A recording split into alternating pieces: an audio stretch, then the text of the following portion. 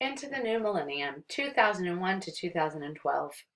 Two trends characterized Texas in transition politically. Texas became more conservative, and demographically, whites became a minority of the state's population.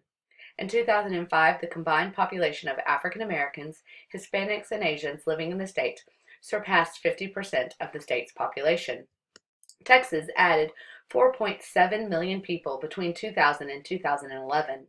Natural increase accounted for 55% of the growth, with the remainder coming from migration from other U.S. states at about 22%, and from other countries about 24%. The growth rate for Hispanics far exceeded all other groups. Of the 9.8 million Hispanics living in Texas in 2011, an estimated 1.7 million were undocumented. The economy increasingly mirrored that of the nation in the 1990s. Texas, like the country as a whole, continued its transition into a service economy. The terrorist attacks of September 11, 2001, sent an already faltering economy into a recession. The 2001 bankruptcy of Enron Corporation cost 4,000 Texas jobs. The state economy, boosted by the oil industry and military spending, rebounded until 2007. The economic crisis of 2008, caused by the bursting of the national housing price bubble, led to the Great Recession and higher unemployment rates. The Texas economy outperformed the national economy during the downturn and recovery. Once again, the oil industry helped fuel the rebound, this time as new technologies and improved practices, such as hydraulic fracturing made more oil and gas deposits accessible to drilling. The state's proximity to Mexico also boosted the Texas economy. The Texas economy continued to grow unevenly among the state's regions and population groups.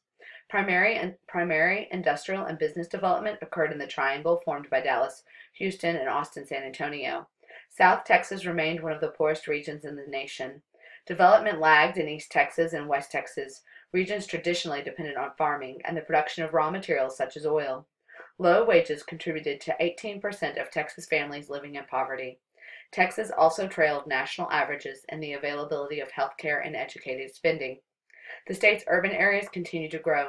The population of 10 additional Texas cities passed 100,000 people between 1990 and 2010, bringing the total to 29. The suburban population surrounding the state's largest cities experienced a stunning increase. Texas urban areas struggled to manage this growth, particularly in the areas of transportation. Houston, Dallas-Fort Worth, and Austin all ranked among the nation's most congested cities. Dallas's mass transit program faltered and caused other cities to hesitate in constructing commuter rail lines. With Bush's election to the national stage, Lieutenant Governor Rick Perry succeeded to the governorship and promised to make higher education his top legislative priority, while pursuing economy and government and supporting conservative social policies.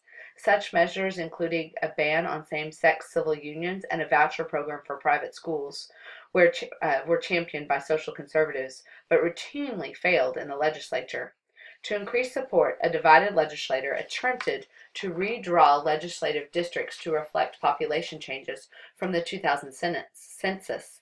The court-drawn map favored Republicans, who, assisted by $190,000 in campaign funds from the Republican National Committee, wrested control of the House from the Democrats in 2002. When the 2003 legislature convened, Republican leaders announced their intention to redraw the state's congressional districts. U.S. House Majority Leader Tom DeLay spearheaded the action, which outraged Democrats. 50 House Democrats, dubbed the Killer D's, secretly fled to Ardmore, Oklahoma, avoiding a quorum and defeating the bill. Adding fuel to the fire, Governor Perry called a special session to press the matter, but 11 state Democrats fled to Albuquerque, New Mexico. A third special session was required before the Republicans succeeded in passing a new districting map to complete the Republican takeover of the Texas congressional delegation. A contentious gubernatorial election in 2006 reflected dissatisfaction. Chris Bell, a one-time congressman who had lost his seat in the DeLay-engineered redistricting efforts, ran as a Democrat.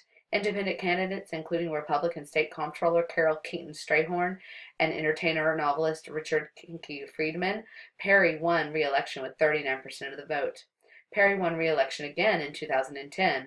Also in 2010, the Tea Party movement helped the Republican Party extend its legislative majority. A number of pressing problems confront Texas. Some of the issues are as old as the state itself. education, criminal justice, taxes, and poverty. Others have only become urgent in more recent times. Water resources, environmental protection, healthcare, and the implications of dramatic demographic change and the explosion of urban growth.